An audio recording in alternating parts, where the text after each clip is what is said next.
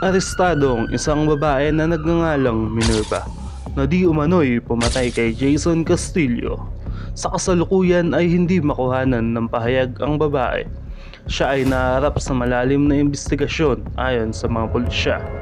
Edison Siano, nag-uulat.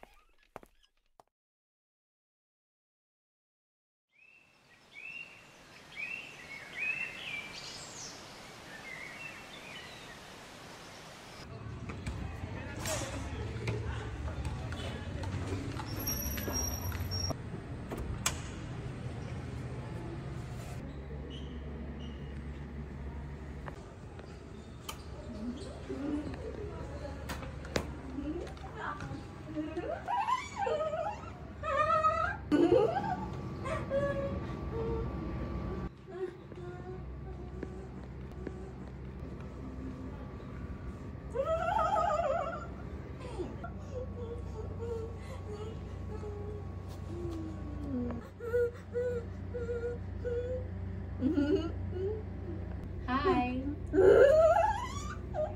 Ikaw ba si Minerva? Hi! Ako nga pala si Megan Calagio. Naalala mo ba yung nangyari? Kay Jason Castillo?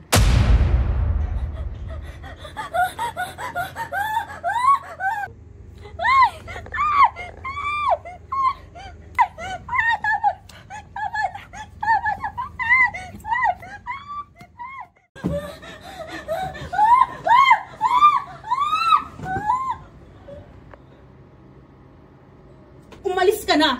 Sige na, umalis ka na! Wala ka nang kailangan dito!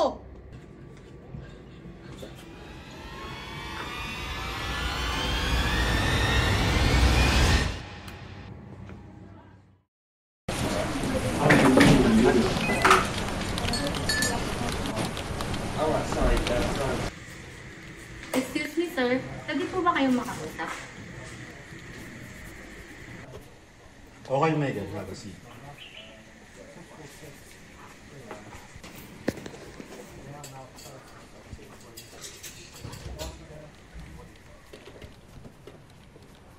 Request ko lang po itong case ni Minerva of killing Jason Castillo. I've done a little research and I just wanted to... No!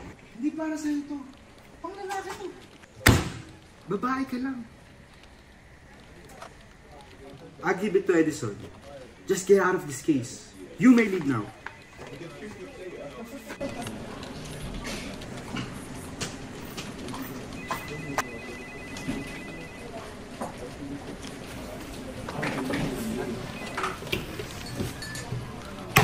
Kainis. Ba't ayaw niya ibigay sa akin yung case?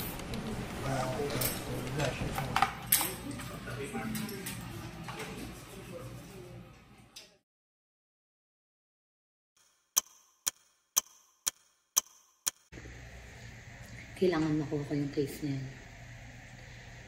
Imposible yung babae yung pumatay.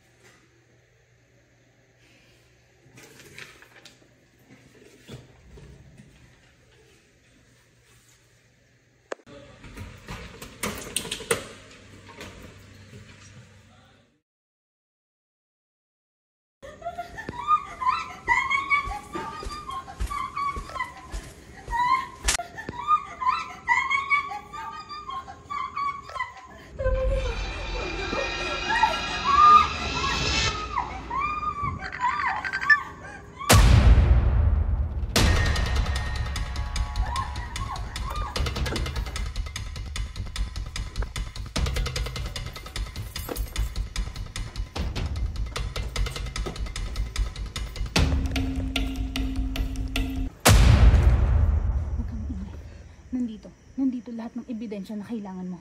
Halika, tutulungan kita makatakas.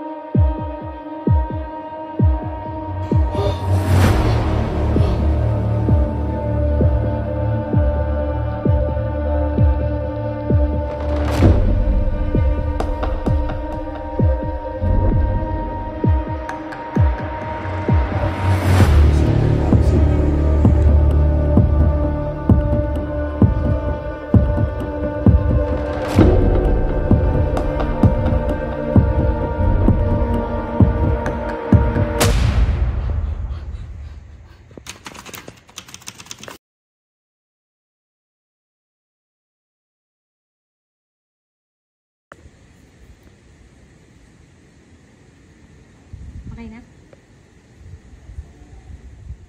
Narito tayo sa lugar kung saan nananatili ang babaeng di umano'y pumaslang kay Jason Castillo kamakailan lamang. Ayon sa mga bagong ebidensya, lumilitaw na ang suspect sa pagpatay ay nagngangalang Jenna Garcia, na isang supervisor sa isang news center. Kalakip ng mga ebidensya ay mga video ng pang-aabuso sa mga kababaihan sa loob ng mental hospital. Ang nasabing suspect ay nahuli na ngayong umaga at sasailalim sa kasong pagpatay at paglabag sa RA 9262 or Anti-Violence Against Women and Their Children Act of 2004. Kaugnay nito, pinaiigting ang pagsulong sa pantay na karapatan ng mga kababaihan. Tayo nang tumindig, manindigan para sa kapwa kababaihan, manindigan sa sariling karapatan. Ikaw, kailan ka maninindigan?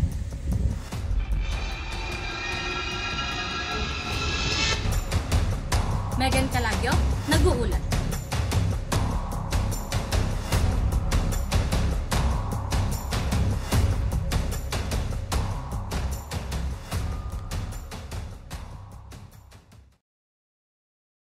Kaugnay nito, pinaiigting ang pagsulong sa pantay na karapatan ng mga kababaihan. Tayo na tumigil,